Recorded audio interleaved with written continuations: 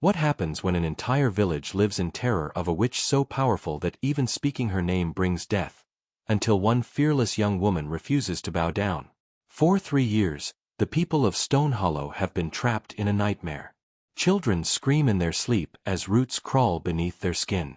Crops turn black overnight. And anyone who dares defy the witch Morgana ends up as a twisted tree in the village square, conscious but unable to scream.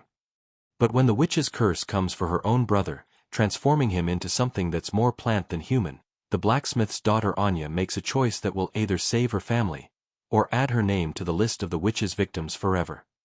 Today I'm going to tell you the incredible story of a young woman who walked into a forest where nightmares come alive, faced a witch consumed by 3 years of grief and rage, and spoke words so powerful they shattered everything both the village and the witch believed about strength, fear, and the true meaning of courage. But first, tell me in the comments, what city are you watching from right now? I love seeing where these amazing stories reach around the world. And if you're ready for a tale that will give you chills and make you believe that sometimes one person's courage really can change everything, smash that like button and hit subscribe with notifications on. Because what Anya said to this terrifying witch in the heart of that cursed forest, it's going to leave you speechless. Are you ready? The curse had strangled Stonehollow for 3 years, ever since the villagers burned Morgana's cottage and drove her into the thornwood forest like a wounded animal seeking dark refuge. Each dawn brought fresh horrors that tested the sanity of those who witnessed them. Wheat stalks turned black as charcoal overnight, their grain writhing with insects that screamed when crushed. Children woke with fever dreams of roots crawling beneath their skin, leaving phosphorescent tracks that glowed green in candlelight. Livestock birthed creatures too twisted to name, abominations that had to be destroyed before their cries could summon worse things from the forest's depths. The witch's vengeance seeped through the earth like poison seeking water, ensuring that the village paid for its violence with interest compounded in blood, terror, and the slow dissolution of everything they had once considered sacred. Elder Grendel had been the latest victim, transformed into a gnarled oak tree in the village square after declaring publicly that witches deserve only fire and iron, and any who show them mercy share their fate. His screams had echoed for 3 days and nights as bark slowly replaced flesh, his limbs stretching skyward in permanent agony while his eyes remained horribly human, blinking with awareness that made children weep and adults cross themselves in futile prayer. The tree still stood as a monument to Morgana's power, its branches heavy with fruit that pulsed like hearts and whispered secrets that drove listeners mad if they lingered too long in its shadow. Anya worked her father's forge with mechanical precision that had been born from 3 years of desperate routine, her hammer striking red-hot iron in rhythms that had become as natural as breathing and twice as necessary for survival. Sweat streamed down her soot-stained face as she shaped another protective charm, a horseshoe blessed with cold iron that the village priest swore would ward off malevolent magic, though his voice carried less conviction with each passing month. She knew better than most that such talismans were useless against Morgana's power, having watched her own mother die despite wearing 3 blessed crosses, carrying iron nails in every pocket, and speaking prayers that had been passed down through generations of faithful believers. The forge fire cast dancing shadows across her scarred hands, each mark a reminder of 3 years spent fighting a curse that seemed to grow stronger with every attempt to resist it. Her father had taught her that iron was the enemy of witchcraft, that cold metal could cut through spells like a blade through spider silk, but Morgana's magic wasn't the clean sorcery of fairy tales. It was something organic and patient, growing through the earth like roots seeking water, feeding on fear until it became too vast and tangled to cut with any weapon forged by human hands. Through the forge's open doorway, Anya could see the thornwood forest pressing against Stonehollow's borders like a living wall of malice that grew taller and more oppressive with each passing season. The trees had changed since Morgana's exile, their branches interlocking overhead to block out sunlight and trap the perpetual fog that rolled through the village streets like grave shrouds seeking the living. No birds sang in those woods anymore, only the witches' ravens nested there now, their cries carrying messages in languages that predated human speech and made sensitive children scream in their sleep when the wind carried the sounds too far from their source. Another charm for the miller's wife, her father Gareth said, setting down his own hammer to examine Anya's work with the critical eye of a craftsman who had spent decades perfecting his art. His voice carried the weariness of a man who had spent 3 years crafting weapons against an enemy that laughed at iron and steel, mocked blessed silver, and treated holy water like a mild inconvenience rather than divine protection. She thinks blessed horseshoes will protect her newborn from the witch's attention, poor woman. Anya nodded without looking up from her work, knowing that the miller's wife would sleep easier for a few nights before reality reasserted itself with the inexorable force of gravity pulling stone toward earth. The charms provided comfort rather than protection, but in a village where comfort was scarcer than clean water and hope had become a luxury few could afford, even false security had value that could be measured in hours of uninterrupted sleep and children who didn't wake screaming. She had learned not to tell customers that their talismans were useless. Such honesty only added to the despair that fed Morgana's power like meat thrown to starving wolves, strengthening the very force they sought to resist. Better to let them believe in iron and silver and the protective power of faith, even when belief had been proven inadequate time and again against an enemy who drew strength from their terror. The witch's magic doesn't fear our iron, Anya said quietly, voicing the truth they both knew but rarely spoke aloud because words had power in a cursed village, and speaking despair could make it manifest in ways that optimism never seemed to manage. It laughs at our blessed silver and our holy water. We're children playing with toys while something ancient and hungry watches from the trees, waiting for us to exhaust ourselves with useless gestures. Her words were punctuated by a distant scream from the forest. Human-sounding but wrong in ways that made the spine crawl and the soul recoil from knowledge it didn't want to possess. Both blacksmiths paused in their work, listening as the cry faded into the eternal whisper of wind through leaves that might not be leaves at all, but something far more disturbing that had learned to mimic natural sounds to lure the unwary closer to whatever fed in the forest's depths. In Stonehollow, such sounds had become as common as church bells, marking the hours with reminders that some fates were infinitely worse than death, and that the boundary between the living and the damned had grown thin enough to step across without noticing until it was far too late to retreat. As if summoned by their conversation, a child's laughter drifted in from the street, high and clear and utterly wrong for a village that had forgotten joy 3 years ago and learned to fear any sound that suggested happiness might still be possible in a world where Morgana's curse ruled supreme. They both recognized that sound, the witch's calling card, a mockery of innocence that preceded fresh horror like thunder following lightning. Somewhere in Stonehollow, another family was about to learn that defying Morgana carried consequences that echoed through generations, and that the price of resistance was always higher than the cost of submission. The fever came for her brother in the depths of night, as Morgana's curses always did, creeping through darkness like a predator that had learned to hunt when its victims were most vulnerable and their defenses weakened by exhaustion and false hope. Anya woke to the sound of Finn's convulsions, his 15-year-old body thrashing against restraints that their father had learned to tie with the practiced efficiency of a man who had witnessed too many supernatural seizures to be caught unprepared. But this was different from the night terrors that had plagued him for months, different from the cold sweats and whispered warnings that had marked his gradual descent into the witch's influence. This time, luminescent green veins pulsed beneath his skin like parasitic vines had taken root in his blood, their glow visible even through his nightshirt as they spread across his chest and down his arms with patient malevolence. His eyes rolled back to show only whites that gleamed with the same sickly light, and sounds emerged from his throat that belonged to no human language but seemed to carry meaning that bypassed rational thought and spoke directly to the primitive parts of the brain that remembered when humanity huddled around fires to ward off things that hunted in absolute darkness. "Get Marta," Gareth commanded, his voice steady despite the terror written across his weathered face in lines that had deepened over 3 years of watching the witch claim victim after victim from their shrinking community. He held Finn's shoulders while Anya pressed a wet cloth to her brother's burning forehead, feeling the unnatural heat that radiated from his flesh like coals from a forge, but with an organic quality that suggested something alive was growing inside him and feeding on his life force to fuel its own terrible growth. "Tell her it's the verdant curse. She'll know what medicines to bring, though I fear we may be beyond the reach of conventional healing." Anya ran through Stonehollow's fog-choked streets, her bare feet splashing through puddles that reflected the green light seeping from beneath her brother's skin like bioluminescent algae in stagnant water. The village healer lived in a cottage on the outskirts of town, close enough to the forest that her herbs grew with unusual potency, whether from proximity to Morgana's magic or from some deeper understanding of the forces that governed life and death. No one dared ask questions that might reveal answers they weren't prepared to handle. Marta answered her door before Anya could knock, the old woman's milk-white eyes somehow seeing more than those blessed with normal sight, as if blindness had opened inner vision that could perceive truths hidden from conventional perception. Her fingers, gnarled with arthritis but steady as surgeons' tools, traced symbols in the air that made Anya's iron pendant grow cold against her chest and set her teeth on edge with harmonics that existed just beyond the range of human hearing. "The boy's time has come," Marta said simply, gathering powders and tinctures with movements that spoke of decades treating the witch's handiwork, her cottage filled with remedies for curses that conventional medicine couldn't even properly diagnose. "I've been expecting this.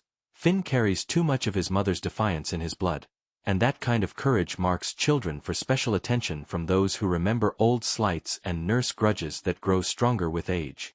The walk back to the forge felt like a journey through a nightmare where each familiar landmark had been subtly changed by malevolent forces that delighted in making the comfortable feel alien and threatening. Street lamps flickered with the same green light that pulsed in Finn's veins, and the fog seemed to whisper Anya's name with voices she almost recognized. Neighbors who had vanished over the years, their disappearances blamed on the forest's hunger but never properly investigated because the truth was too terrible to confront directly. They found Finn worse than before, his back arched in a bridge that threatened to snap his spine while the luminescent veins had spread across his torso, creating patterns that resembled the root systems Anya had seen in botanical texts her mother had kept. Whatever was growing inside him fed on more than blood. It consumed memories, dreams, the essential essence that made him her little brother instead of merely another body for the witch's collection of living puppets. "The verdant curse," Marta confirmed, spreading her hands over Finn's writhing form without quite touching him, as if his skin carried some contagion that could spread through contact. "Morgana's favorite punishment for families that harbor old guilt and unresolved debts. The roots grow from inside out, replacing human tissue with plant matter that serves the witch's will. In 3 days, he'll be more tree than boy, conscious but unable to speak, to move, to do anything but feel the forest's hunger through his transformed flesh." Anya's hands clenched into fists, her knuckles white with pressure that made old forge burns ache as if sympathizing with her emotional pain. "What can we do?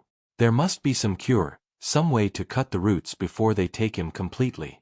I won't lose him to her twisted magic." The healer's expression carried the weight of 3 years watching Morgana's curses claim victims while conventional medicine proved as useless as candlelight against the tide. Only one thing can break a verdant curse once it's taken hold in living flesh. The witch's own blood, freely given and willingly spilled in a ritual of renunciation that requires her to feel genuine remorse for the harm she's caused. But Morgana hasn't shown mercy since the burning. Her heart died with her lover, and what remains is pure vengeance wearing human form. The memory struck Anya like a hammer blow to the chest. Her mother Elena, beautiful and brave and foolishly compassionate, trying to save the young man the village had condemned as Morgana's familiar. Elena had believed that mercy could overcome fear, that showing kindness to outcasts would prove Stonehollow's moral superiority over the forces that threatened it. Instead, her compassion had marked her family for destruction, ensuring that Morgana's curse would find them eventually when the time was right for maximum suffering. "Mother tried to save him," Anya whispered, the words torn from some deep place where grief lived alongside rage in perfect, poisonous balance. "She begged them not to burn Elias, said he was just a lonely boy who'd made poor choices out of love rather than malice. The curse took her for that kindness, roots through her lungs, drowning in her own garden while flowers bloomed from her breath and butterflies fed on her tears."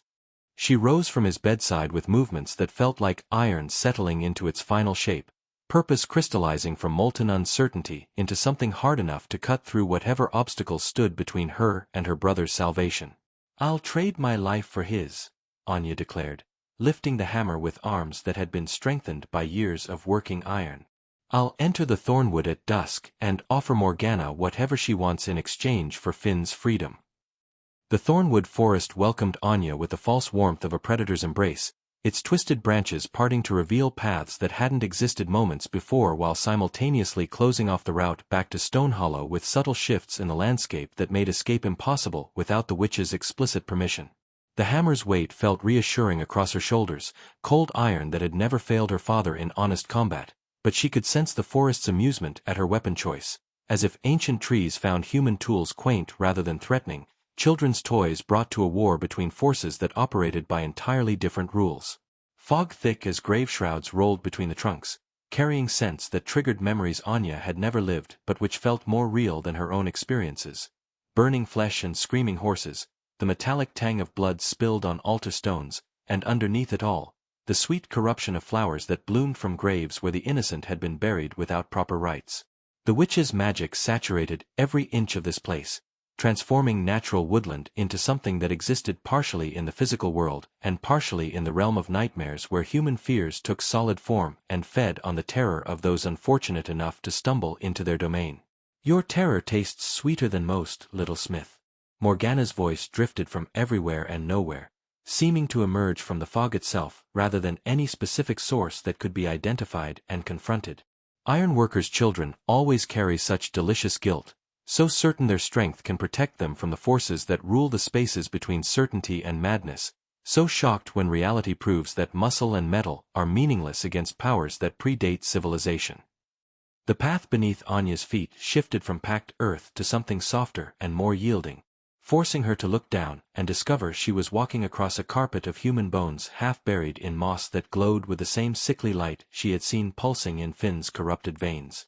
Skulls watched her passage with empty sockets that seemed to track her movement, their jaws opening and closing in silent warnings or perhaps accusations about crimes she hadn't yet committed but which the forest had already judged her guilty of through some twisted logic that made sense only to the dead. Twisted trees pressed closer with each step, their bark scarred with symbols that hurt to look at directly. Runes that described torments too elaborate for human language and promises written in scripts that predated the development of rational thought. The witch had spent 3 years transforming this forest into a living monument to her suffering, every leaf and branch shaped by grief so profound it had taken on a life of its own and begun to reproduce without regard for the original source of its existence. Anya's memories began to blur and shift as Morgana's influence seeped into her mind like water through cracked stone, carrying with it visions that might have been her own past or the witch's memories bleeding through the fabric of reality. She saw her mother Elena as a young woman, beautiful and headstrong, arguing with village elders about the treatment of outcasts and strangers who sought shelter in their community. The witch's lover Elias appeared in these confused recollections, not the monster described in fireside tales but a shy youth with gentle hands and eyes that held too much sadness for someone barely past boyhood. "She tried to save him," Anya whispered, speaking to the fog as if it might carry her words to whatever remained of Morgana's humanity after 3 years of nurturing hatred until it became more real than flesh and blood. Mother begged them to show mercy, to remember that Elias was just a boy who'd fallen in love with someone the village feared for reasons they couldn't properly articulate. The forest's response was a sound like laughter mixed with weeping, branches creaking overhead in rhythms that suggested applause from an audience of the damned who had gathered to witness another tragedy unfold according to patterns that had been established long before any of the current players had been born. Morgana's voice grew stronger, more focused, as if Anya's words had given the witch's consciousness a specific target for its attention and accumulated malice. "Mercy," the voice repeated, dripping with contempt that had been refined by years of nursing grievances until they became more important than hope or healing. "Your mother spoke of mercy while they built the pyre that would consume everything I loved. She wept for mercy while they chained my Elias to the stake and lit the kindling that would transform him from living flesh into screaming ash. Her mercy died with him, and I made certain that she understood the price of speaking empty words when action was what the moment demanded." The path opened into a clearing where moonlight should have shone but didn't, leaving only the phosphorescent glow of fungi that grew in patterns resembling sigils from forbidden texts that spoke of summoning powers that should never be awakened. At the clearing's center stood what had once been a cottage but now resembled a structure built from living bone and sinew, its walls pulsing with heartbeats that suggested some vast organism had absorbed the witch's dwelling and made it part of its digestive system. Doorways opened where none had existed moments before, revealing interiors that couldn't possibly fit within the cottage's modest exterior. Vast libraries filled with books bound in human skin and written in languages that predated human speech, laboratories where alchemical experiments continued decades after their creators' deaths, and gardens where impossible flowers bloomed with faces that whispered secrets in tongues that drove listeners mad when they finally understood the meaning. "Welcome to my home, little smith," Morgana's voice called from the cottage's impossible depths, carrying invitation and threat in equal measure, while harmonics suggested multiple throats speaking words that had been rehearsed for this specific encounter. Come inside and see what 3 years of exile have taught me about the true nature of mercy, and the proper punishment for those who speak of kindness while permitting cruelty to flourish in their midst. Anya's grip tightened on her hammer as she approached the cottage's threshold, knowing that crossing it would place her completely within Morgana's power, but unable to turn back while Finn's life hung in the balance, and her mother's death demanded some form of accounting from the forces that had orchestrated such suffering. The cottage door swung open without her touch, revealing corridors that stretched further than physics should have allowed, and beckoned her deeper into a maze where the normal rules of cause and effect had been suspended in favor of more primitive laws that governed the relationship between predator and prey. The cottage's interior defied every law of nature Anya had learned in her 23 years of honest labor and straightforward thinking, its corridors stretching through space that folded back on itself like origami made from reality's basic framework by an artist who had gone mad from too much knowledge about forces that should have remained hidden. Rooms opened onto other rooms that couldn't exist in the same building, creating a maze where up and down lost meaning and direction became a matter of the witch's whim rather than any principle that could be understood through rational thought or navigated using conventional wisdom. Anya followed the pull she felt in her chest. Not magnetic attraction but something deeper and more organic, as if Morgana's presence had hooks in her soul that drew her forward regardless of her conscious will, or the terror that made each step feel like walking through thick honey while unseen eyes watched from every shadow. She found the witch in what might have been the cottage's heart, a circular chamber where the walls breathed with organic rhythm, and the floor pulsed like living flesh beneath a thin veneer of stone that fooled no one who possessed functioning senses. Morgana sat upon a throne carved from a single massive root that had been shaped by forces that understood the hidden connections between plant and animal life, her form simultaneously beautiful and terrible in ways that made Anya's eyes water when she tried to focus directly on details that seemed to shift between human and something else entirely. The witch appeared young and ancient at once, her face shifting between the beauty that had captured Elias's heart and the horror that 3 years of nurturing hatred had carved into her features like acid eating through metal. "The little smith comes calling," Morgana said, her voice carrying harmonics that suggested multiple throats speaking in unison while echoes bounced off walls that shouldn't exist. How refreshing to receive a visitor who doesn't pretend this is a social call or waste precious time with pleasantries that mean nothing when death hangs in the air like perfume.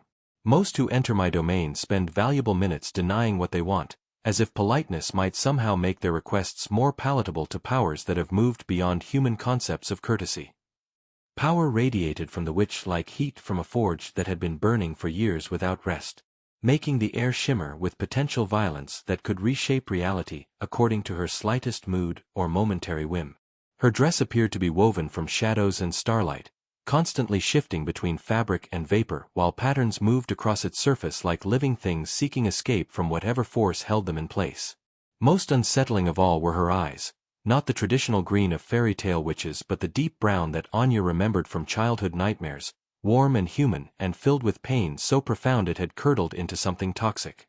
"I've come to bargain," Anya said, her voice steadier than she felt while the hammer's weight across her back provided the illusion of security in a place where physical weapons meant nothing against forces that operated by entirely different principles. "My brother carries your curse. The verdant roots are growing through his veins like poison seeking his heart. I'll trade whatever you want for his freedom, even if the price is my own life or worse things that I lack the imagination to contemplate." Morgana's laughter was like wind chimes made from breaking glass, beautiful and dangerous in equal measure, while undertones suggested meanings that bypassed rational thought and spoke directly to the parts of the mind that remembered when humanity was prey to things that hunted in absolute darkness. She rose from her throne with movements that suggested she had forgotten how normal human bodies were supposed to work, her feet not quite touching the floor as she drifted closer to Anya with predatory grace that had been perfected through years of hunting those who dared enter her domain. "Such delicious arrogance," the witch purred, circling Anya like a cat studying wounded prey while considering which parts would taste best when properly prepared.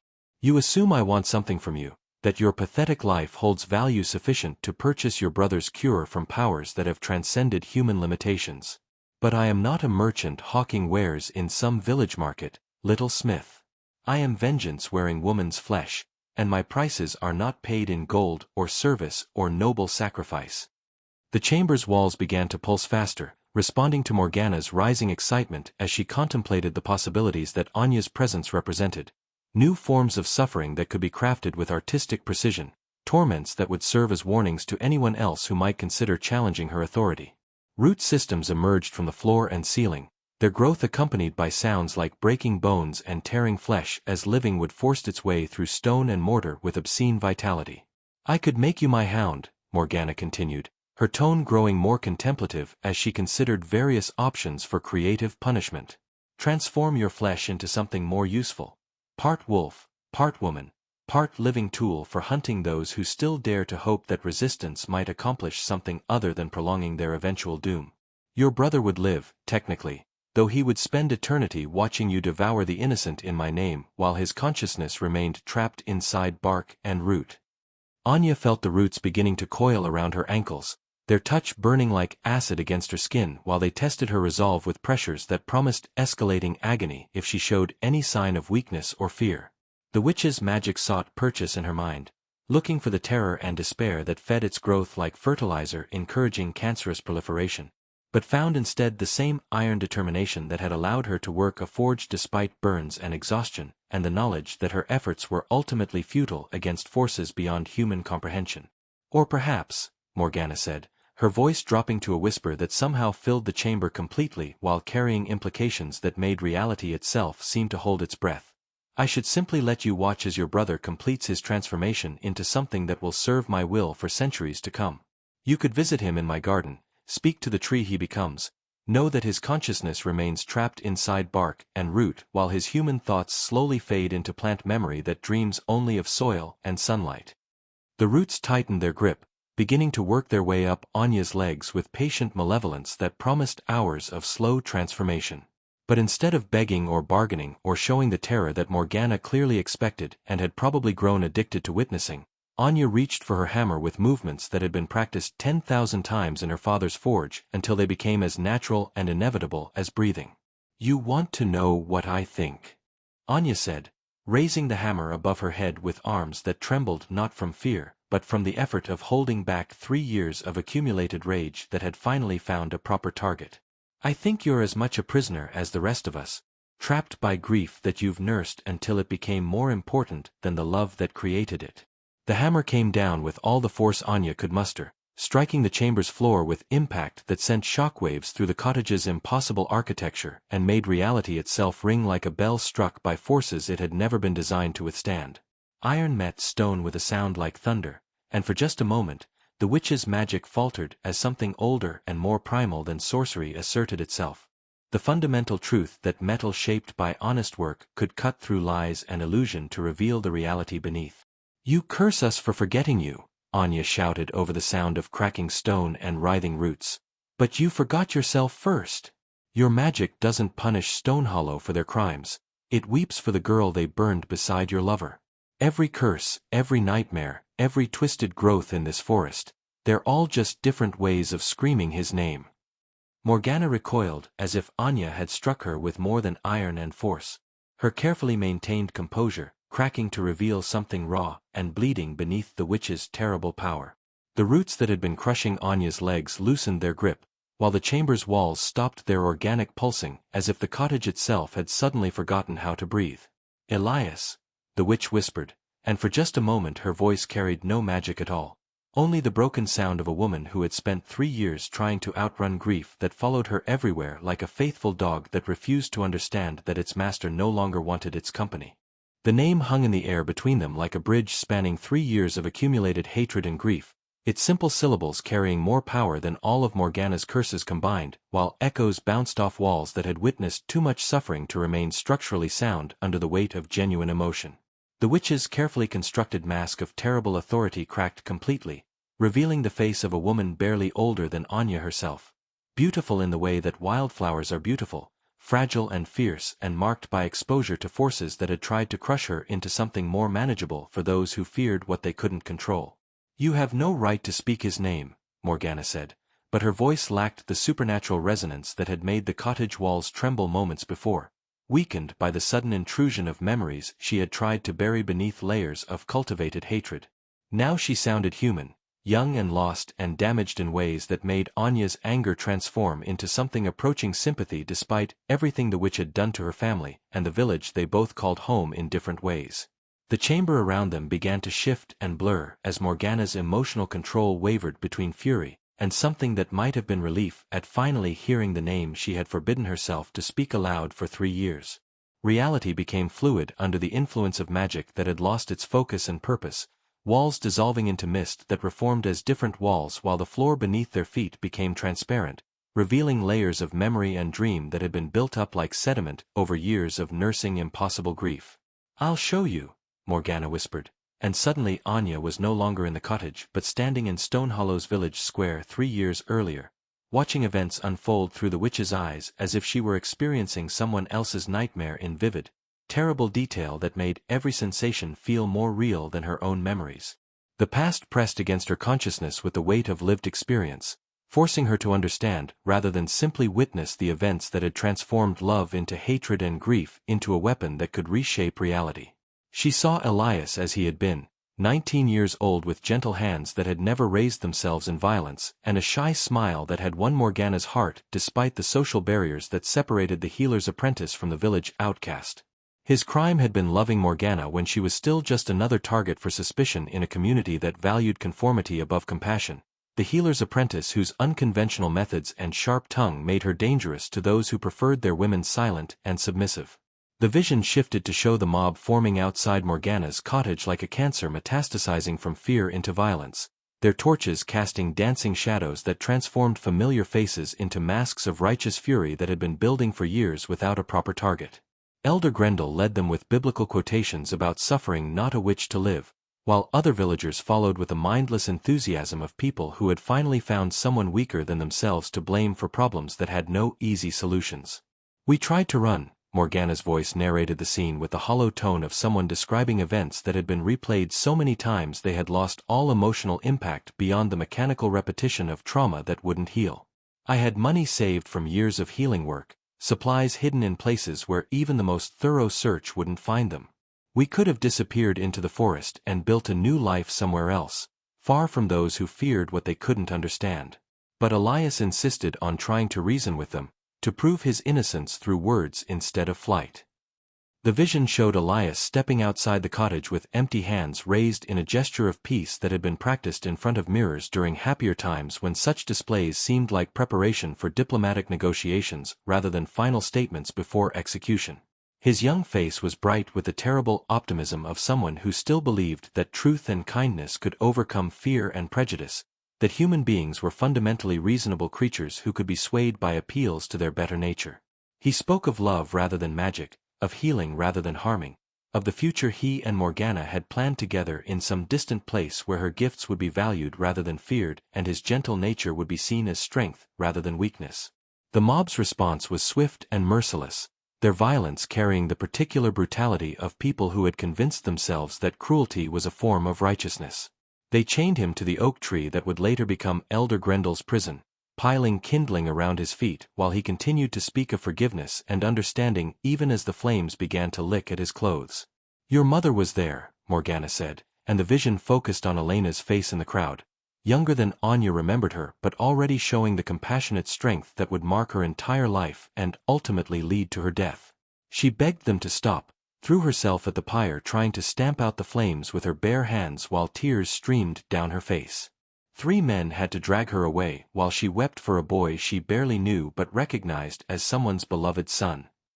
Anya watched her mother's futile struggle with a mixture of pride and heartbreak that made her chest feel too small to contain the emotions warring inside her, understanding for the first time why Elena had always spoken so carefully about showing mercy to outsiders and strangers who sought shelter in their community. She had witnessed the price of mob justice firsthand, seen how fear could transform decent people into something monstrous when they were given permission to act on their worst impulses, and spent the rest of her life trying to ensure that such cruelty would never happen again in her presence. "When the flames took him," Morgana continued, her voice breaking like glass under pressure that had been building for years, "something inside me broke beyond repair. The magic that had been a gentle gift inherited from generations of healers became a screaming wound that infected everything it touched. I fled into the forest and let my grief reshape reality until pain became the only truth I could recognize, the only constant in a world that had proven love was just another word for vulnerability. The vision dissolved like smoke dispersing in wind, returning them to the cottage where Morgana stood with tears streaming down her face. Not the supernatural weeping of a creature seeking to inspire pity, but the simple human tears of a woman who had finally stopped running from memories that followed her everywhere like shadows cast by a sun that had set 3 years ago. Her power remained vast and terrible, but for the first time since the burning, it was entirely under her control, rather than controlling her through the accumulated weight of unprocessed grief. "Your mother died because of me," the witch said simply, meeting Anya's eyes with a directness that made further pretense impossible, and forced both women to confront truths they had been avoiding. "My curse found her first because she had shown kindness to Elias, because her compassion marked her as someone whose loss would cause the maximum pain to those who survived her death. I killed her to make the village suffer, and I've spent 3 years telling myself that her death was justice rather than merely another murder committed by someone who had forgotten the difference between righteousness and revenge." The cottage continued its collapse around them as Morgana's magical control wavered between genuine remorse and the ingrained habits of 3 years spent nurturing hatred until it became more familiar than love, more comfortable than the vulnerability that had once made her human. Anya felt the structure's impossible architecture dissolving like sugar in rain, reality reasserting itself with violent suddenness as walls that couldn't exist simply stopped existing and left them standing in a clearing surrounded by ancient trees whose twisted branches had borne witness to too much suffering over centuries of accumulated violence. "Your brother," Morgana said suddenly, her tear-streaked face showing the first spark of something other than self-pity or rage that Anya had seen since entering the forest, a glimmer of the healer she had once been before grief transformed her gifts into weapons. "The curse, I can break it, but the magic required will leave me vulnerable in ways I haven't experienced since before I learned to armor myself with hatred. 3 years of feeding on the village's fear have made me strong, but healing rather than harming requires a different kind of power, one that draws from sources I'm not certain I can still access." The witch raised her hands and began to speak in a language that predated human civilization, words that seemed to emerge from the earth itself rather than any mortal throat, while harmonics suggested she was channeling forces that had shaped the world before the first human learned to kindle fire. The green light that had been slowly consuming Finn's body began to manifest in the clearing, swirling around them in patterns that suggested vast organic networks being systematically dismantled by someone who understood their construction at a level deeper than conscious thought. Anya could feel her brother's pain echoing across the distance that separated them, transmitted through connections that bypassed physical space and spoke directly to the bonds forged by shared blood and childhood memories. But beneath the pain was something else, relief as parasitic roots began to withdraw from his blood and return to the soil where they belonged, relinquishing their claim on his life force and allowing his natural healing processes to reassert themselves. Morgana's strength visibly diminished with each word of the healing spell, her supernatural beauty fading to reveal the toll that 3 years of magical revenge had taken on her mortal frame. She appeared older, more fragile, as if the power that had sustained her was literally keeping her alive, and its absence would leave her as vulnerable as any other human being who had made too many enemies through too many unforgivable acts. "It is done," she whispered, collapsing to her knees as the last of the healing magic left her body and dispersed into the forest air like smoke from a dying fire. "Your brother lives, and the verdant curse will trouble Stonehollow no more. But I fear my other workings may not be so easily undone. 3 years of accumulated magic has taken on a life of its own, feeding on the fear and hatred I've cultivated until it no longer requires my conscious direction to continue growing." As if summoned by her words, the forest around them began to stir with malevolent purpose that felt different from Morgana's controlled magic, wilder and more primitive than anything she had deliberately created. This was something that had emerged from the intersection of human cruelty and supernatural power, the collective nightmare of a woodland that had been transformed into a living monument to the worst impulses of both species. Trees groaned and twisted as if in pain, their branches reaching toward the clearing where 2 women sat surrounded by the ruins of a cottage that should never have existed. "The trees remember," Morgana explained, her voice weak but urgent as she struggled to remain conscious in the aftermath of her healing magic. "They've absorbed too much of my pain over the years, and now they carry their own hunger for revenge against the village that created such suffering. Breaking one curse won't be enough. The forest itself has become malevolent, and it won't rest until Stonehollow pays the full price for 3 years of accumulated guilt. The sound of approaching voices carried through the trees. Angry human voices raised in the particular tone that meant mob justice was about to be administered to whoever had the misfortune to be on the receiving end of collective fury that had been building for years without proper release. Anya recognized her father's voice among the others, along with the current village elders and several farmers whose crops had suffered under Morgana's curses. They had followed her into the forest, armed with torches and iron weapons, and the absolute certainty that violence could solve problems that reason and compassion had failed to address. "They've come to finish what they started 3 years ago," Morgana said with bitter resignation that carried no trace of surprise, apparently having expected that her moment of vulnerability would coincide with the arrival of people who had every reason to want her dead and the power to make it happen. "I cannot fight them now. The healing magic has left me as mortal as anyone else. And I suppose there is a certain poetic justice in dying at the hands of the same people who killed Elias and taught me to value revenge over redemption." But Anya stood between Morgana and the approaching mob, her hammer held ready despite knowing that iron would be useless against the sheer numbers arrayed against them and the righteous fury that drove men to acts they would never contemplate under normal circumstances. Her father emerged from the trees first, his weathered face showing relief at finding his daughter alive, but also confusion at seeing her apparently defending the witch who had terrorized their village for 3 years and killed more innocents than anyone could properly count. "Stand aside, Anya," Gareth commanded, his voice carrying the authority of a man who had spent decades making difficult decisions under impossible circumstances. "The witch has caused enough suffering to last several lifetimes. Her death will end the curses and allow Stonehollow to heal from 3 years of supernatural torment that has claimed too many good people." "She saved Finn," Anya replied, not moving from her position despite the obvious futility of trying to protect someone who had admitted to killing her mother and countless other innocent people whose only crime had been existing in the same world as Morgana's grief. "The verdant curse is broken, and my brother lives because Morgana chose healing over hatred when it mattered most. Killing her now won't bring back the dead, it will only prove that we're no better than the mob that started this entire cycle of violence." Elder Matthias stepped forward, his face bearing the grim determination of a man who had watched too many neighbors die to supernatural forces beyond their understanding or control. "The witch admits to murdering your mother, Anya.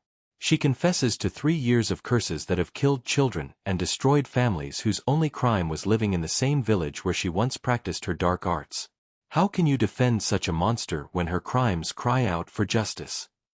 "Because she's as broken as the rest of us," Anya replied, her voice carrying across the clearing with surprising authority that made even the most bloodthirsty villagers pause to consider her words. "Because killing her won't undo the damage or bring back the dead or teach us anything about preventing such tragedies in the future. Because someone needs to be brave enough to choose mercy when mercy is the hardest possible choice and revenge seems so much more satisfying." But the forest around them had other plans that didn't include human concepts of justice or mercy. The trees began to move with deliberate malice that spoke of intelligence far older and more alien than human consciousness, their branches reaching toward the gathered humans with obvious intent to crush and strangle. Roots erupted from the earth to ensnare feet and ankles, while thorny vines descended from overhead like nooses seeking necks to embrace with fatal affection.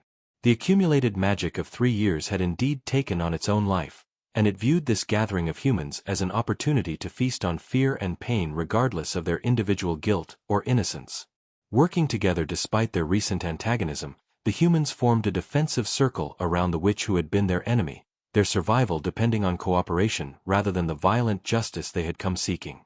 Anya's hammer found its mark against grasping branches, while her father's blade cut through vines that sought to drag Elder Matthias into the hungry darkness between the trees. "The shared vision," Morgana whispered, her failing strength focused on one last spell that might end the forest's rebellion. "If I can show them the truth, all of it, not just the pain but the love that came before, perhaps the magic will remember what it was meant to protect rather than what it learned to destroy." Her final spell erupted outward like a silent explosion, carrying with it every memory she had cherished and hidden during 3 years of cultivated hatred. The villagers saw Elias as he truly had been, gentle, kind, devoted to healing rather than harming. They experienced Morgana's love for him as a living thing, pure and powerful, and utterly contrary to the evil they had imagined.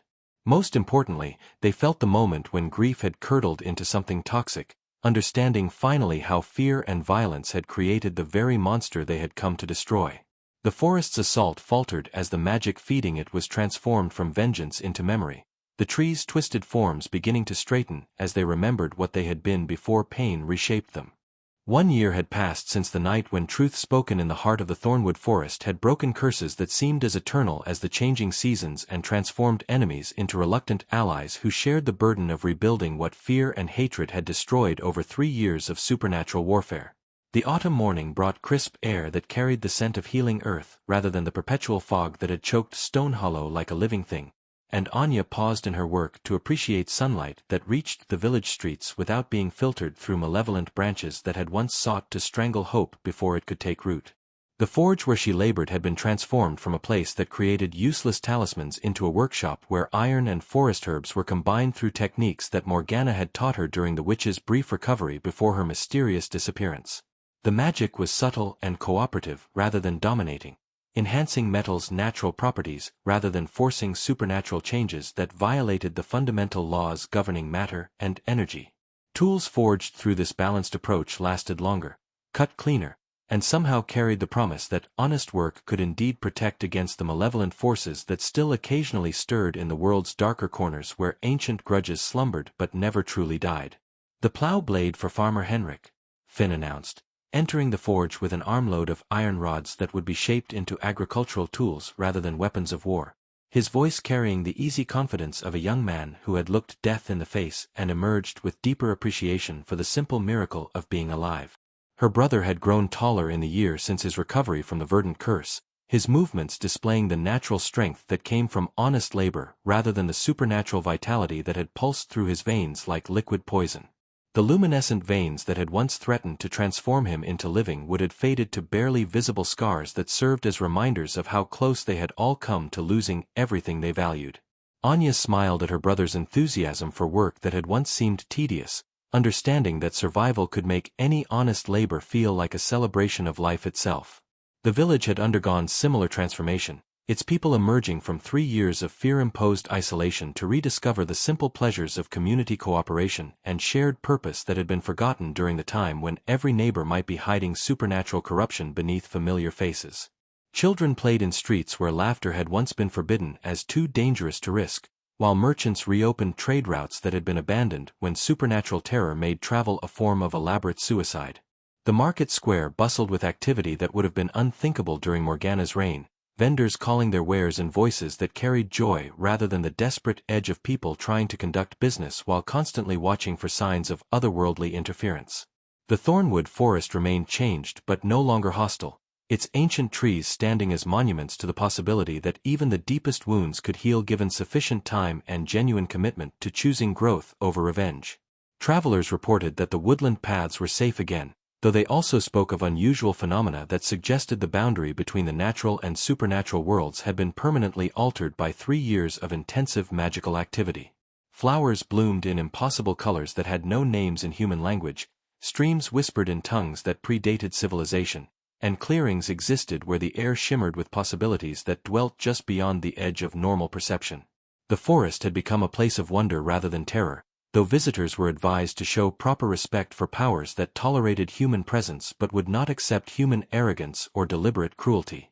Morgana had vanished 3 months after the confrontation that ended her reign of supernatural terror, leaving behind only a brief note explaining that her continued presence would make healing impossible for both herself and the village she had tormented for reasons that seemed increasingly meaningless as time provided perspective on events that had felt like the end of the world when they were happening. But signs of her ongoing existence appeared regularly throughout the countryside. Sick animals found mysteriously healed, travelers lost in storms guided to safety by lights that appeared from nowhere and vanished as soon as their purpose was fulfilled, crops growing with unusual vigor in fields where the soil had been blessed by someone who understood the deeper connections between earth and sky. "She's still out there," Anya said to her father as they worked side by side at the forge, their movements synchronized by years of shared labor and mutual respect that had only grown stronger through their shared ordeal. "Helping when she can, staying hidden to avoid reopening wounds that haven't finished healing." I think she's finally learned the difference between justice and revenge, between using power to protect and using it to punish. Gareth nodded, his weathered hands steady as he shaped iron that would serve life rather than death, creation rather than destruction. Perhaps redemption requires exile sometimes, at least until the world is ready to forgive sins that seem unforgivable and the sinner has learned to forgive themselves for becoming something they never intended to be. As afternoon shadows lengthened across the village square, Anya made her way to the memorial garden that had been planted where Elder Grendel's oak tree once stood as a monument to the witch's cruelty and the village's willingness to watch suffering without intervening. The twisted wood had been carefully removed and replaced with roses that bloomed in colors that shouldn't exist in nature. Deep purples that seemed to contain actual starlight, blues that shifted between the hues of summer sky and winter ice, reds that carried the warmth of forge fire without its destructive potential. Local children claimed the roses whispered Elias's name when the wind was right, and while Anya couldn't hear the words herself, she sensed something watchful and benevolent in the garden's atmosphere that suggested the presence of someone who had found peace after years of wandering in circles of pain and regret. The flowers had appeared overnight following Morgana's disappearance, growing from soil that had been cursed but was now blessed with the kind of magic that enhanced rather than corrupted the natural world. "Fear breaks nothing," Anya whispered to the memorial roses, repeating words that had become her personal philosophy during the year of rebuilding that followed the forest confrontation. "Truth builds everything that matters, and love rebuilds everything that fear has broken." The roses stirred without any breeze to explain their movement, and for just a moment Anya thought she saw a familiar figure standing among the flowers, tall and graceful with brown eyes that held sadness but no longer carried the toxic poison of unprocessed grief. The vision lasted only seconds before dissolving into afternoon sunlight, but it left behind the certainty that some endings were actually beginnings wearing different faces. A lone raven perched on the garden's fence, its intelligent gaze tracking Anya's movements with a particular attention that suggested supernatural awareness rather than ordinary avian curiosity. The bird's eyes held depths that reminded her of someone she had known briefly but would remember always, someone who had learned that the greatest magic was choosing healing over revenge, even when revenge seemed infinitely more satisfying and justice appeared to demand blood payment for blood spilled. As evening approached and the raven spread its wings to disappear into the forest that had once been their enemy, Anya understood that some stories ended not with grand gestures or final confrontations but with the quiet accumulation of ordinary moments that proved healing was possible even when forgiveness seemed beyond reach. Magic breathed in such moments, not the dramatic sorcery of fairy tales but the subtler enchantment of choosing compassion when cruelty would be easier, building when breaking required less effort, and believing that redemption was possible even for those who had forgotten how to believe in their own worthiness to receive it. The village feared the witch of the forest. Until the blacksmith's daughter stood up to her and said,